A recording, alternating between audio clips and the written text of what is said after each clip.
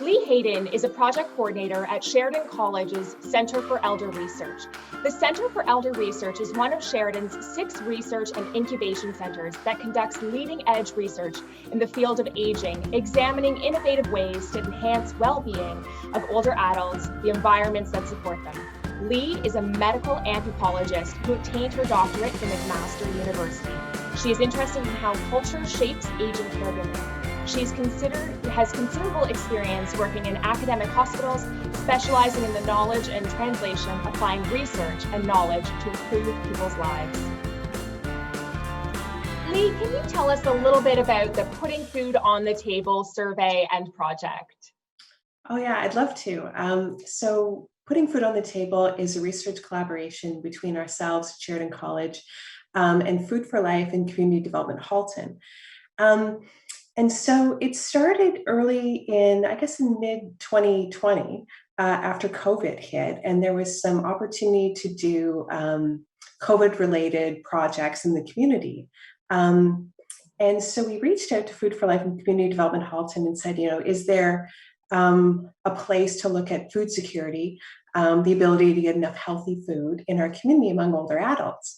And so we obtained some federal funding from the Social Science and Humanities Council of Canada to look at older adults in the community and looking specifically at food security. And so what we did is Food for Life said, we're really interested in our older adult clients and our older adult neighbors. And so they serve about 800 folks in the community, mostly in seniors buildings. And before, they had this amazing program where they bring in food into often like common spaces, and people could shop the market and get what they wanted. And it was sort of a nice social event as well. And so obviously in COVID, that's not happening anymore. And they had to switch the model to individually packaged packages for people. And so the question is, how is that working? And also, is there an opportunity maybe to modify it, to expand it to be not just a food package, but a wellness package? Are there other unmet needs that people have in the community?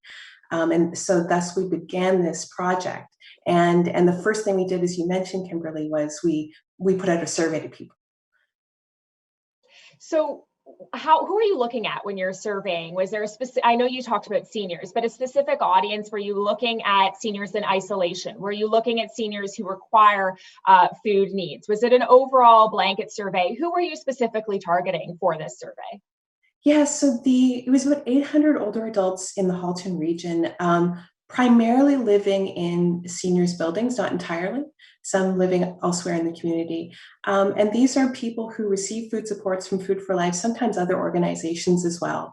And the demographics from our survey, I can tell you a little bit about what we learned from the survey about sort of who people are. And, it is from our survey, about 70% women, a lot of people living alone.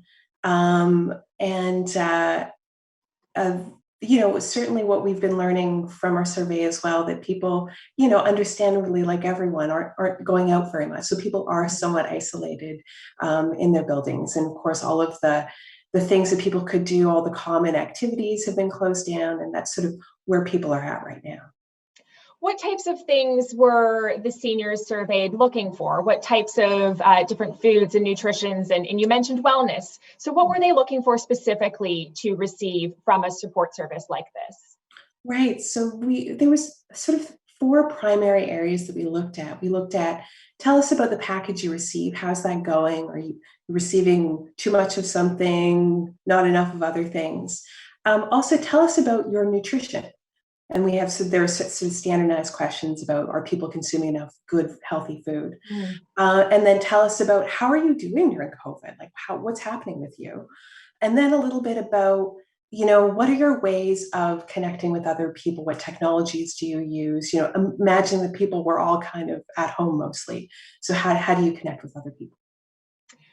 We see often in the news, and it's an ongoing concern with long-term care and our seniors being our most vulnerable population, especially as we move through this pandemic.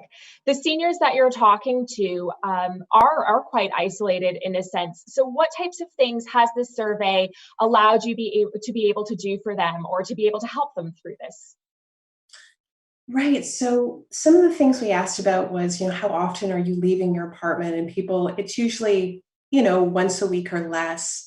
There's an interesting question. What's more risky for you, staying home or going out? And both are very Mm. difficult, right? Like staying home, being stuck at home isn't so terribly good for us. And then obviously there's the danger of contracting COVID.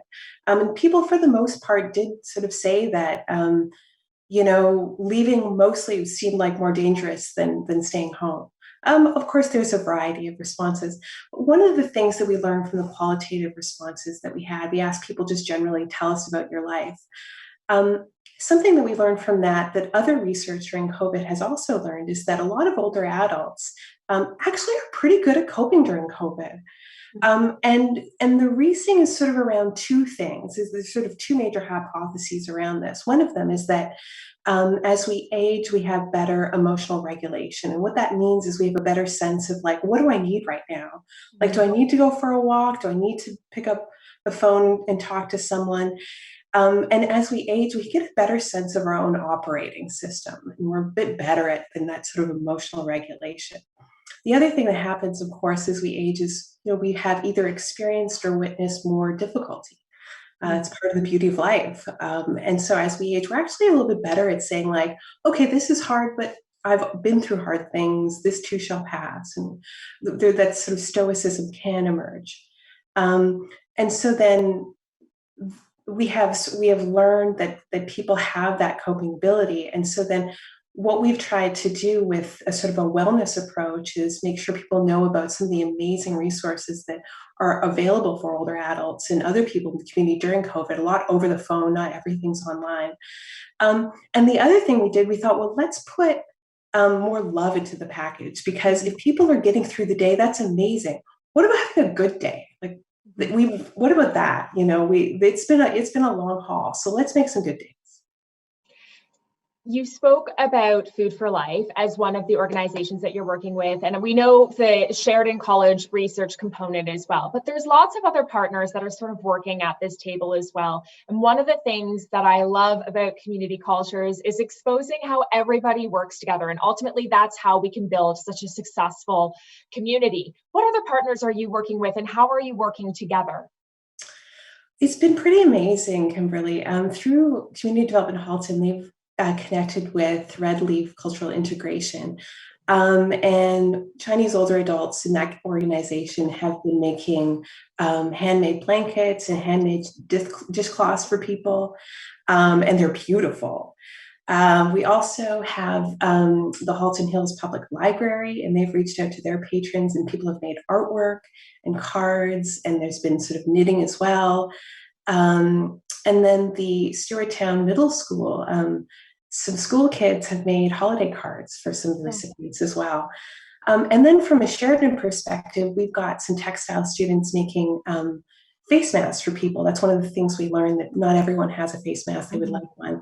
And these are sort of works of art. They're really beautiful. And there's a lot of like love and care that's gone into these. In addition, we're working with some musical theater students who are developing cabaret numbers for the recipients. So that's really pretty. And I think what's happened is that, we've just put out opportunities for people to get involved, and a lot of people have stepped up and really been excited. And I think what's happening is that people are creating the world that they want to live in.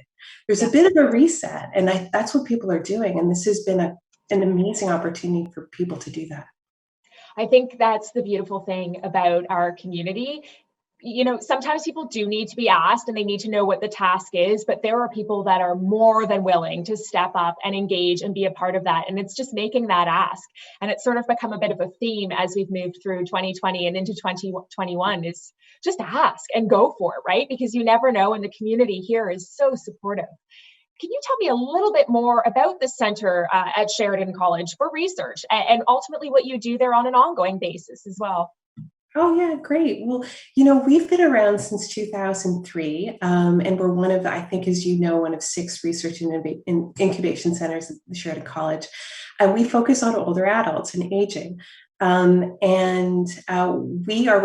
try to respond to what the community needs and their dynamic needs as we go through COVID and all sorts of things. And so we're a multidisciplinary group, and we're a pretty small group of people, but we rely on all of the talented and creative people in Sheridan, and including, I think, Dr. Sarah Cumming, who's faculty at Sheridan College. She's been involved in some of our projects, and this one in particular. But there's just a number of amazing faculty and students that we've been able to reach out to be able to do interesting projects. And a couple I can sort of talk to you that are ongoing right now that are pretty fun. My colleague, Dr. Kate Dupuis, is heading up an intergenerational music jamboree, where she's bringing older adults and kids and together to create music together. And one of the things about that, so there's a few things going on that's really beautiful. So they have learned that through these programs, people's stress hormones go down, and then the sort of the good hormones tend to go up as well. So there's something happening in the brain that's really lovely. In addition, we know that music and singing is good for mood and also cognition. So they're really healthy things to do, and I think really fun for people. In addition, intergenerational programs are so important because they reduce stigma. This is how we have healthy communities, right? If we have healthy relationship with people of all ages, we could also then have a healthy relationship with ourselves at all ages. So it also impacts self-stigma. So that's great. And then another fun project that's ongoing that was headed up by our director, Leigh Hayden, is a VR program for people with cognitive impairment. And we've been working with community partners to try out different approaches to this and creating virtual reality experiences for people. And they put the headset on and get to go places. And I think that's exactly a wonderful place to land. The research that you're providing us is incredibly valuable to how we can support our community and better work together. Thank you for your time today. Great. Thank you, Kimberly. Serving our community and helping others and our most vulnerable friends and neighbors takes a lot of partners working together in the community, whether it's sharing research, food security tips, or ultimately just resources. At the end of the day, together when we work all as one, we make the most amount of impact for our community.